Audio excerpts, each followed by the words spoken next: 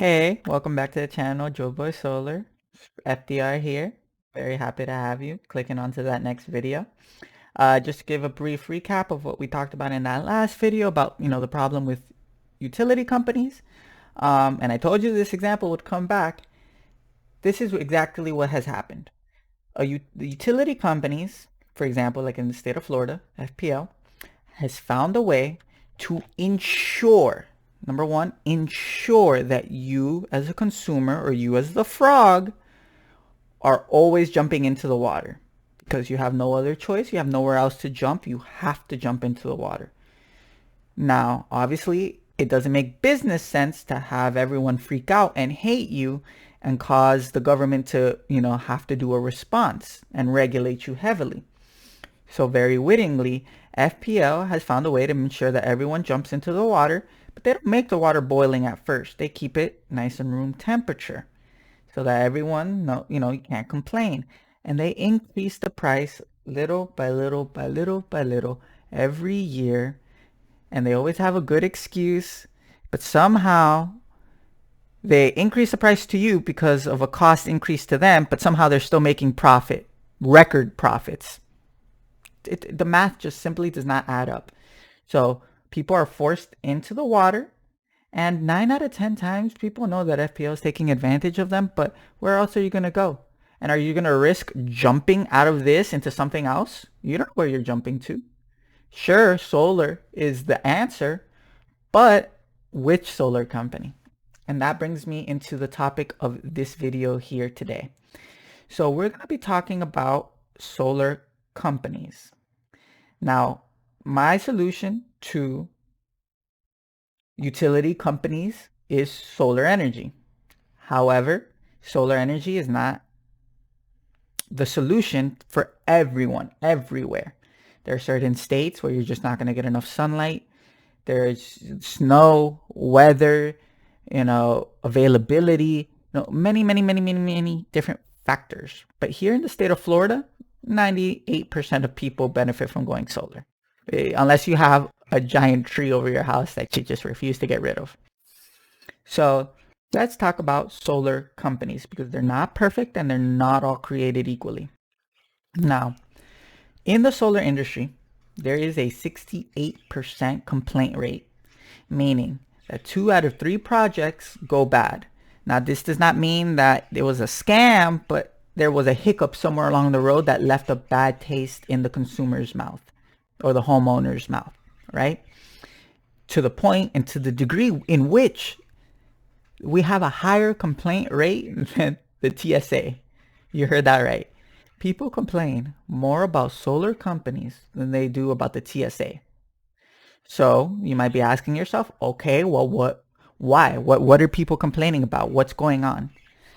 And realistically, at the end of the day, what it comes down to is profit over people. Companies can make money, pay their employees, and help homeowners if they want to. However, most companies are greedy and they would rather cash in on money than to help a person and both benefit mutually. So let's talk about some of the biggest problems with the solar industry, okay? Now, one of those problems is going to be communication, okay? It's actually a pretty huge one. Now, if you were to go online and look up any solar company, I'm talking about the best, highest rated solar company or the lowest rated solar company, doesn't matter. If you were to go to look at the reviews, I can guarantee you that the majority of those reviews are going to be negative, okay? Not only are going to be negative, but they're going to have a very specific problem, and that problem is going to be communication. The first thing that you're going to read is going to say, the solar company installed the panels, but they have not been turned on and it's been months and they haven't gotten back to me. I promise you, that's the number one issue you are going to see. And this arises from a couple different factors. When you decide that you want to go solar, there's a few different people involved. There's the solar company. There's FPL, the utility company, the county or city,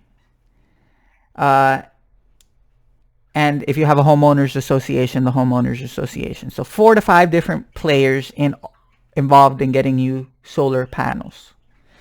Now, If a company doesn't communicate to you how the process works because they're scared that if they explain it to you in its entirety, you might not want to do it anymore, and so they just don't tell you, and then you run into the problem, that's when things start to feel like a scam. Now, they might not necessarily be a scam. It might be that, the city's taking long to get you back your paperwork, or, whatever the case may be, that's the holdup. But if you're not communicated that, then as far as you're concerned, you just got ripped off. And that can lead to an erosion in trust. And the more people distrust solar companies, the more you're going to stay with your utility company, which is why there is a vested interest in utility companies to make it more difficult for you to go solar. There are 3 to 4, maybe even 5 different laws that are purposely put in place just to make it hard for you to go solar. All done by utility companies. You see what I'm saying?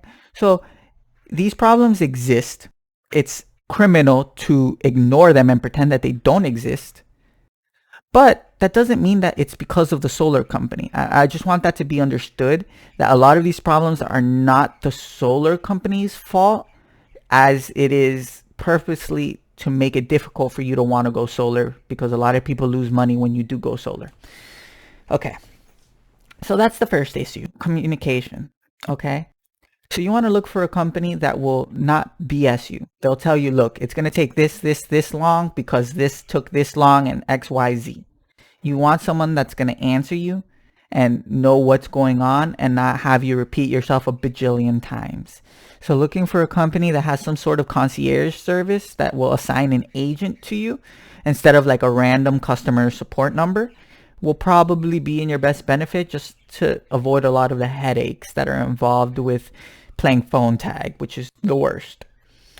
Now, the next 2 issues are solved by the same solution, but they're both equally important. So one problem with solar companies is obviously going to be workmanships. Now, a lot of companies, solar companies, hire subcontractors to do the installation for the solar panels. Now, if you're a homeowner and you haven't, had any work done on your house, so you haven't had subcontractors, what this means is that for the day that the installation is happening, the people that come to install the panels on your roof work for you, not for the solar company. Meaning that if that person does any damage to your roof, they're not liable for it. You are. And if that person who's installing the panels on your roof gets hurt, you are liable for a lawsuit. They can sue you. So not only is the solar company hiring another company to do the job that they said they would have done, they're not insuring you in any which way. So if something happens, you're on your own, which is horrendous. So you're going to want to look for a company that has W-2 installers, meaning that if someone gets hurt, they get workers' comp because they work for the solar company. They don't work for this other third company that the solar company hired, and it's too many middlemen. The more middlemen, the more expensive it is going to be for you in the long run. Too much cost. Okay? Now, that's workmanship. The next thing is insurance, right? So number 1, you want to make sure that they're doing the job right. But number 2, if they don't do it right, you want to make sure that you're covered. Okay, so again, that's why having installers that are W-2 is very, very, very crucial. Not to say that subcontractors are bad. Look, I know a lot of subcontractors. It's not that they're bad, but at the end of the day, what would you prefer? So a company hiring a roofer to install your solar panels who might do the job fine, or a solar installer that has been practicing installing solar and is certified in installing solar and is insured to install solar, right? You would obviously want that other person. So I would recommend looking for a company that provides that. Subcontractors is, to me, just looks like the company was trying to cut corners because it's more expensive to have a installer hired full time. Next is warranty. A lot of companies make their money by offering you a cheap price, but then they're also providing you cheap product with a shitty warranty, which means what? It's going to stop working or not work the way it's supposed to. You're going to call, you're going to get it fixed, but they're going to charge you to fix it, and that's where they made their money. So the upfront price was low, but the cost down the road was much higher. So warranties are very important. I recommend, if the company isn't offering a 25-year warranty minimum on the panels, not worth your time. If they're not offering 25 years on the panels and the inverters, not worth your time. If the company is not offering at least 1 to 2 years roof penetration warranty, don't waste your time, because that means that they hired a subcontractor. They know that the subcontractor might do a bad job, and they don't want to insure it because they don't want to lose money on having to fix it, because they know they're going to have to fix it. So again, make sure the warranty is good. Very, very important. And at the end of the day, trust. You can do all the research in the world that you want. There is no causation between how much you research a company and how much you read about a company and what you actually get. What I mean is that a lot of companies spend hundreds of millions of dollars to ensure that no matter what kind of research you do, they're always going to look like the right choice until you get them. Okay? By spending money on advertisement, by spending money on reviews, by spending money on all these other ways to make and funnel you to them. Okay? So it's very important for you to sit down with a person from the representative from the company, ask good questions, and I'm going to help you ask those good questions. Engage their response. If they give you a direct and honest response, I think you should trust them. But if they're dodging or saying, oh, don't think about it, or trying to politician their way out of just giving you a straight answer, I think that's really when you should question the company that you're working with. But these are some of the few things to look out for when you are indeed looking for a solar company. I will have a few other points here and there sprinkled throughout these videos, but this is the crux and the biggest problems that you will ever find with a solar company. Notice how none of the problems are that it's more expensive. None of the problems are that, it's going to be a hassle for you. It's really just has to do with how we get to you getting the solar. The solar is the answer, but how do we get you from where you're at to having solar that works for you? And that's what we're going to try to figure out, okay? So again, please, in the description down below, we do have a link for you to fill out information on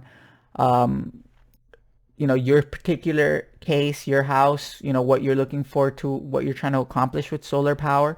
And I'll be more than happy to try to guide you to the right solar company. It really depends on where you live. Like, I know Florida alone has thousands of solar companies, but they're not the same ones that are in, let's say, like California, that has a bit more of a mature solar industry.